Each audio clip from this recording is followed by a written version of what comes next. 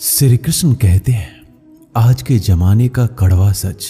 पहला, परिवार से सगा आपका अपना कोई नहीं हो सकता। दूसरा, गरीब का हर कोई दोस्त नहीं हो सकता। तीसरा, आज भी लोग अच्छी सीरत वाले पर ध्यान नहीं देते, बल्कि अच्छी सूरत वाले पर ध्यान देते हैं। चौथा, आज के जमाने में इज्जत सिर्फ पैसों की होती है, इंसान की नहीं। पांचवा, किसी का सच जानकर अगर आपने उसे उसकी सच्चाई से अवगत करा दिया तो वही आपका दुश्मन हो जाएगा।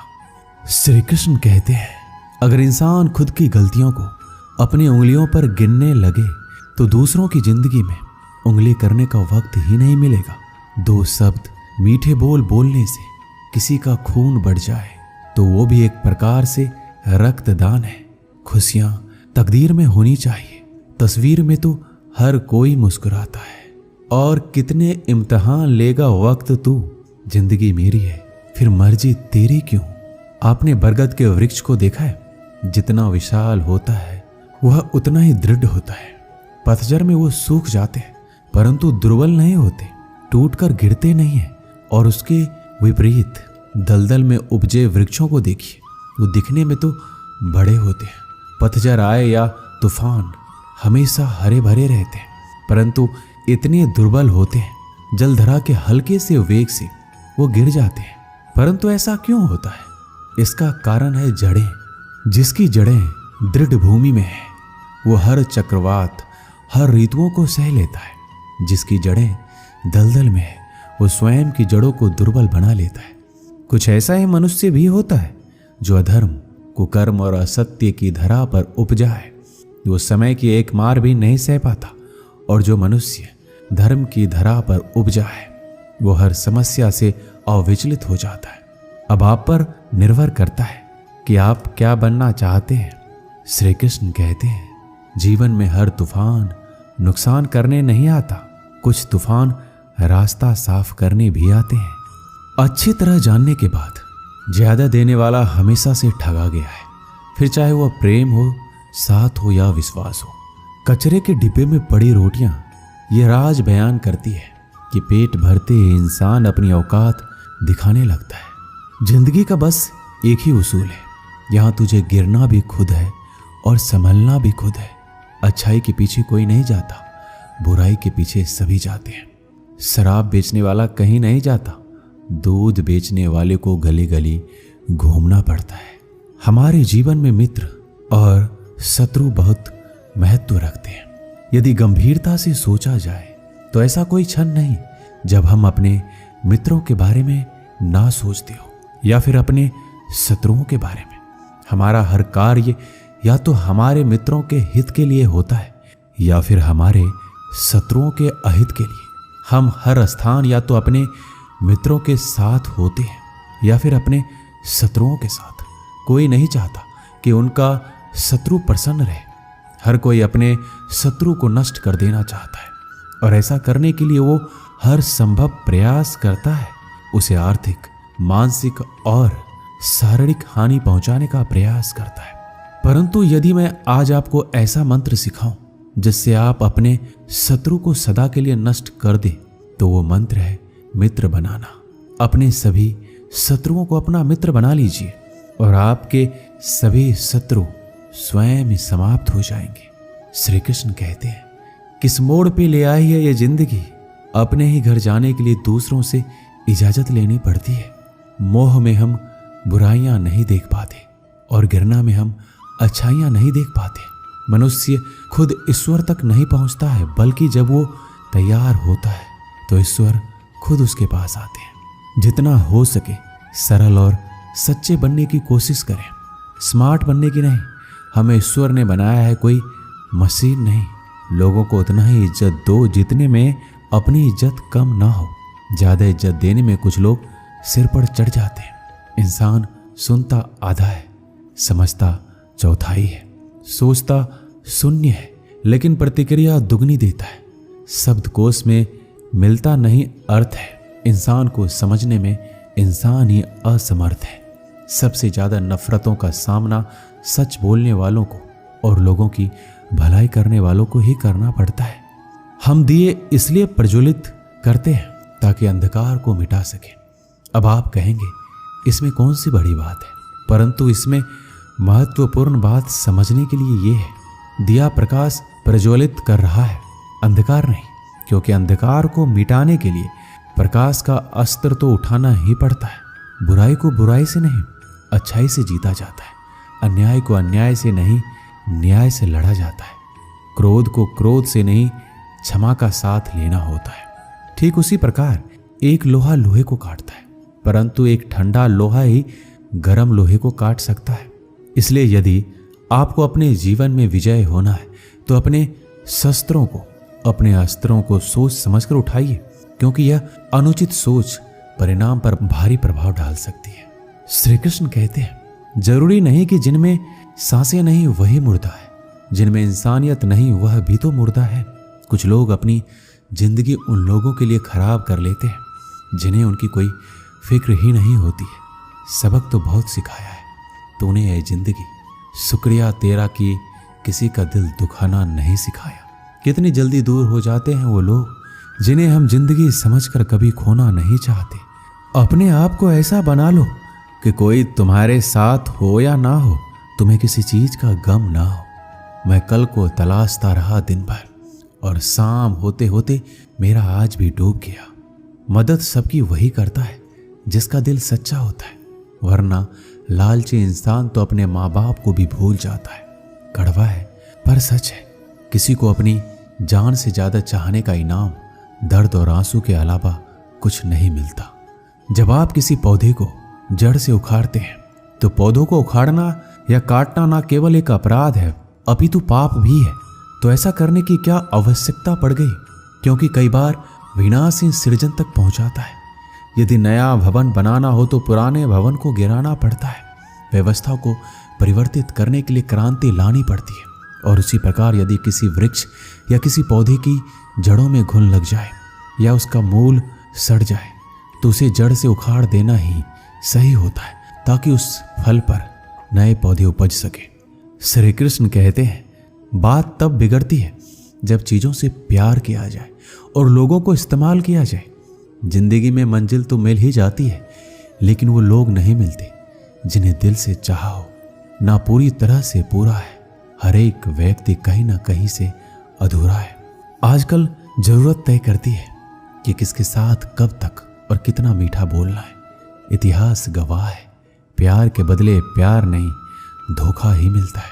जो दूसरों का हक और खुशी छीन लेता है उसका हिसाब वक्त जरूर लेता है। कोई मुझसे पूछ बैठा, बदलना किसको कहते हैं? सोच में पड़ गया हूं, मिसाल किसकी दूं, मौसम की या अपनों की?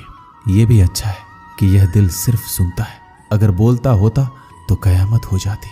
कभी आप ब्रह्म मुहूर्त में जगे हैं? जग कर देखिए, संध्या होने के पश्चात जब रात्रि का अंधकार सारे संसार को धीरे धीरे अपने अंधकार में निगलने लगता है, तो यही अंधकार ब्रह्म मुहूर्त में भोर होने से ठीक कुछ समय पहले अधिक काला हो जाता है। इसी तरह हमारा जीवन भी कुछ ऐसा ही होता है। जब हमारे जीवन की समस्याएं अपने अंत पर होती है तो यही समस्याएं एक भीषण रूप लेकर हमारे समक्ष प्रस्तुत हो जाती है। और ऐसे परिस्थिति में अधिकतर लोग हार मान जाते हैं, भय खा जाते हैं। परंतु यदि आप हार ना माने, भय ना खाएं, दृढ़ निरंतर आगे बढ़ते रहें, तो प्रकाश के रूप में हमारा स्वागत करने के लिए सूर्य उदय सदा हमारे समक्ष प्रस्तुत रहेगा। श्री कृष्ण कहते हैं, अगर कुछ लोग आपको गलत समझते हैं तो इस बात का बुरा ना माने, क्योंकि वह आपको उतना ही समझते हैं जितनी उनकी समझ उन्हें इजाजत देती है। जो रिश्ता हमें रुला दे उससे गहरा कोई रिश्ता नहीं है, और जो रिश्ता हमें रोता हुआ छोड़ दे उससे कमजोर कोई रिश्ता नहीं है। जवाब तो हर बात का दिया जा सकता है, मगर जो रिश्तों की अहमियत ना समझ पाया वो शब्दों को क्या समझेंगे। जमाना बदल रहा है ये कहकर लोग बदल रहे हैं, गौर किया तो देखा कुछ भी नहीं बदला है, बस अपने मतलब के हिसाब से लोग बदल रहे हैं। लोग कितनी आसानी से कह देते हैं, रात गई बात गई। उनको कौन बताए, दिल पर लगने वाली बातों को मिटाने में रात नहीं जिंदगी छोटी पड़ जाती है। जब इंसान अंदर से टूटता है तो बाहर से मिलने वाली हर खुशी उसे सिर्फ हंसा सकती है, परंतु अंदर से खुश नहीं रख सकती। बोलकर सोचने से अच्छा है सोचकर बोला जाए। आधे झगड़े तो यूं ही खत्म हो जाएंगे।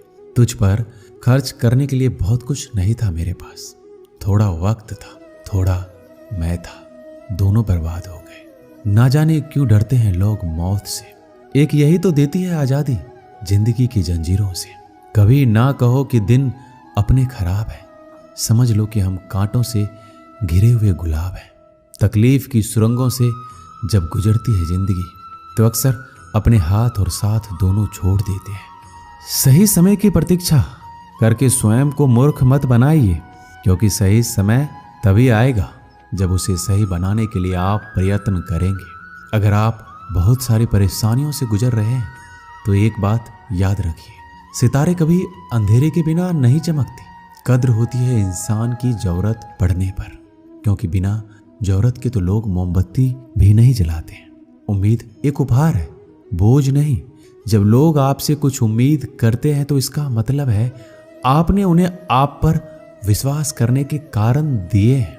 इंसान नहीं बोलता है, उसके दिन बोलते हैं, और जब दिन नहीं बोलता है तो इंसान लाख बोले लेकिन उसकी कोई नहीं सुनता। जीवन जीने के लिए मौन आवश्यक है, परंतु जब बात मर्यादा की हो तो शस्त्र उठाना अनिवार्य हो जाता है। क्रोध तब पुण्य बन जाता है जब वह धर्म और मर्यादा के लिए किया जाए, और सहनशीलता तब पाप बन जाती है जब वह धर्म और मर्यादा को बचा ना पाए। कभी भी स्वयं पर घमंड मत करना, क्योंकि पत्थर भी भारी होकर पानी में अपना वजूद खो देता है। एक बार की बात है, एक गांव के दो व्यक्तियों ने शहर जाकर पैसा कमाने का निर्णय लिया।